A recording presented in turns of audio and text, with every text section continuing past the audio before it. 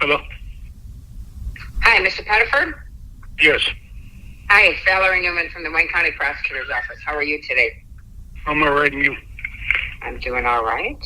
I want to let you know that there are 3 other people on the phone with us right now, one of whom is your attorney, Joseph Daly.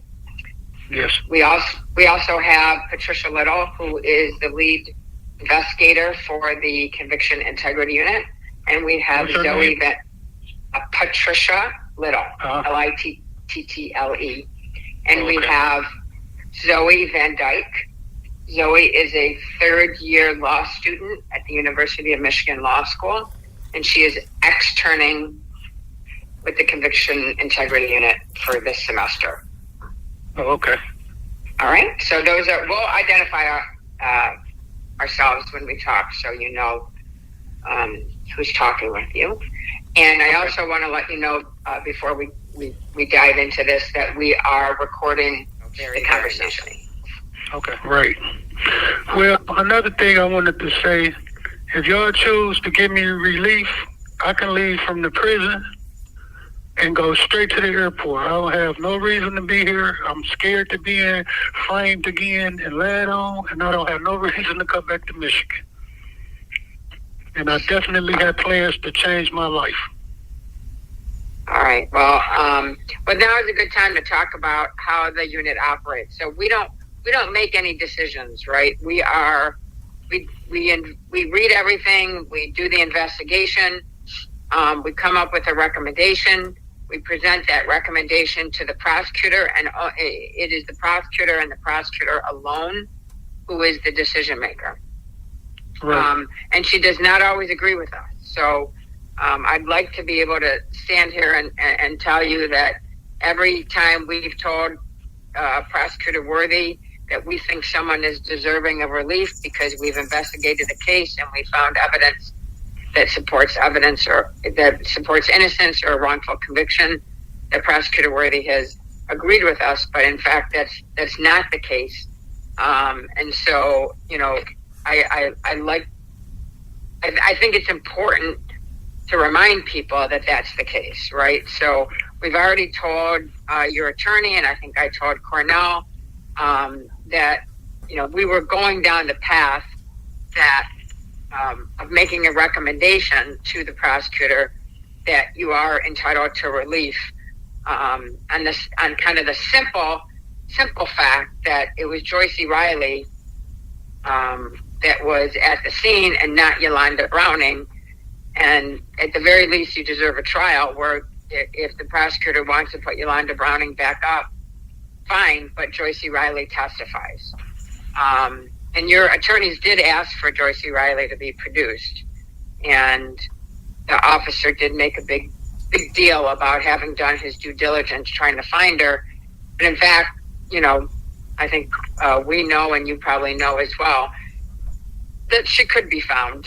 She wasn't hiding. Right, because she gave different information. Yeah, she gave a lot of information. She gave her address. She gave her work phone number. She gave a home phone number. I mean, there were plenty. And she said that she received something from the court at an address in Oak Park where she was staying. So they knew how to find her. They just didn't. And so that's kind of the path we're on now. We're trying to tie up some loose ends, and you know, before we take this to the prosecutor. So you gave us a lot of information here. Right. The case, you know, and Mr. Pettiford, I want to take this opportunity to say that I know this case has been pending in the unit for a very long time, and I understand that you've been very frustrated, and as has Cornell, and you have my apologies for that. These cases do take a long time. There was a lot of pushback from inside the office about this case. Is you know, that's only a tiny little piece of it.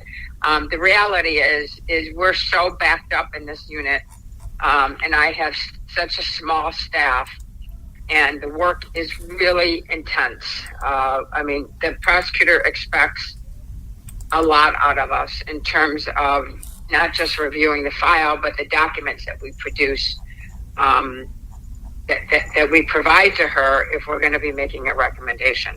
So while I know, I can't imagine what it would be like to sit in prison for a crime that you didn't commit, and how frustrating, and I've been told repeatedly, I don't know if you know Marvin Cotton, but he and I speak fairly often together, and he never misses an opportunity. He never misses an opportunity to take a jab at me. For how long it took us, because I think we worked on his case for almost 3 years. And look, I feel bad about that, right? But there's only we can only move as fast as we can move with all the cases that we're working on, and the limited staff and the time it takes to get police files and find witnesses and talk to people and everything else that goes into it. So this is not, it may sound like an excuse, and I don't mean it to sound like an excuse. I want to, give you the courtesy of providing an explanation for why things take a long time. No, it doesn't sound like an excuse, and I appreciate you taking the time to explain it to me, and I appreciate you taking the time to have this conference with me, and it do make me feel like the truth will prevail, and the fact speaks for itself, and I hope that Kim Worthy released me, and I just appreciate it. Only the judge can release you, but the prosecutor can agree to come into court, for us to come into court with Joseph together and present it to a judge. That you're, deserving of a new trial, or you're deserving of an exoneration, or you're deserving of whatever kind of relief it may be. So we're not quite there yet, but I wouldn't have told you what I told you if I didn't feel confident that that's the direction that we're going in right now. And I do think that we will have this on our end wrapped up in the next 4 to 6 weeks. And then the next step is just getting it to the prosecutor, and whatever time that process takes. But I do anticipate from the CIU end that we will be totally wrapped up in the next 4 to 6 weeks.